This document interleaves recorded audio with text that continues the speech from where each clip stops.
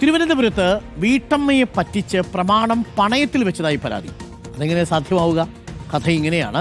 ജപ്തി നോട്ടീസ് ലഭിച്ചപ്പോഴാണ് കിടപ്പാടം പണയത്തിലായതായിട്ട് അറിയുന്നത്.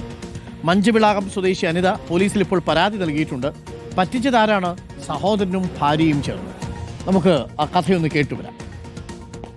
സുഖമില്ലാതെ ആയപ്പോഴേ ഇവരെന്നെ ഹോസ്പിറ്റലിൽ കൊണ്ടുപോയി എൻ്റെ 14 സെൻറ്റ് വസ്തു ഉണ്ടായിരുന്നു. അതിൽ നിന്ന് 2 സെൻറ്റ് ഇവർ എഴുതി വാങ്ങണുണ്ട്. എഴുതി വാങ്ങിയിട്ട് ഹോസ്പിറ്റലിൽ കൊണ്ടുപോയി അന്ന് 50,000 രൂപ അടയ്ക്കുന്നുണ്ട്. ബാക്കി പൈസ മോളെ കല്യാണത്തിന് തരാമെന്ന് പറഞ്ഞിട്ടാണ് ഇവർ വാങ്ങിക്കൊണ്ട് പോകുന്നത്. എല്ലാം ചെയ്തതിന് ശേഷം എന്നെ ഒരു ദിവസം ഇവിടെ നിന്ന് എടുത്തുകൊണ്ട് 2015 എടുത്തുകൊണ്ട് പോണേ. ഞാൻ അപ്പോഴും നടക്കൂലായിരുന്നു. സുനിത എന്ന് പറഞ്ഞ വ്യക്തി എടുത്തുകൊണ്ട് പോയി ബാങ്കിൽ കൊണ്ടുപോയിട്ട് കുടുംബശ്രീയുടെ എന്തോ ആണെന്ന് പറഞ്ഞിട്ടാണ് എന്നെ കൊണ്ടുപോയി ഒപ്പിടിച്ചത്.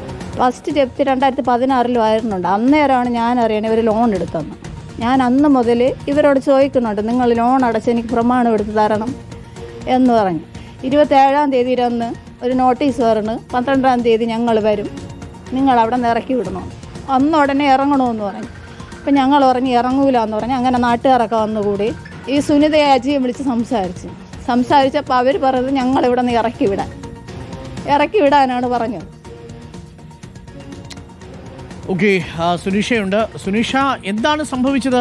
അതും സഹോദരന്റെ ഭാര്യയും ചേർന്ന് ആകെയുള്ള കിടപ്പാടം തട്ടിയെടുത്തു എന്നാണോ ഇപ്പോൾ പരാതി?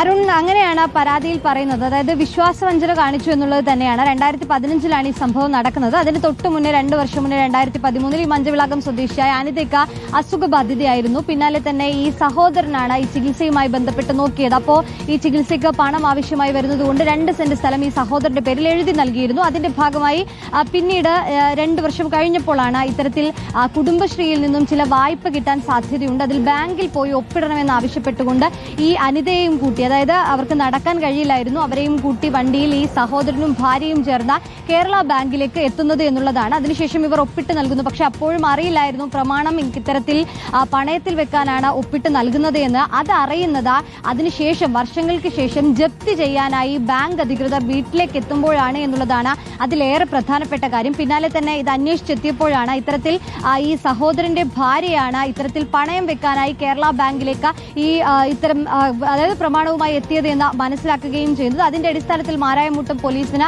അനിത പരാതി കൊടുക്കുകയും ചെയ്തിട്ടുണ്ട്. അതിന്റെ അടിസ്ഥാനത്തിൽ ഇപ്പോൾ പോലീസ് കേസ് എടുത്തിട്ടുണ്ട്. പക്ഷേ പ്രധാന പ്രശ്നം എന്ന് പറയുന്നത് സ്വാഭാവികമായിട്ടും പ്രമാണം കൊണ്ടുപോയതാണ്, അതിൽ ഒപ്പിട്ടത് അനിത തന്നെയാണ്.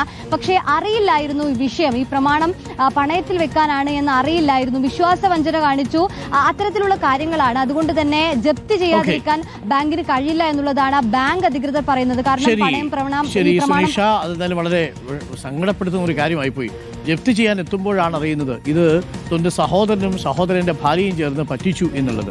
രക്തബന്ധമല്ലേ, blood is thicker than water എന്നല്ലേ. എന്നിട്ട് എന്താണാവും?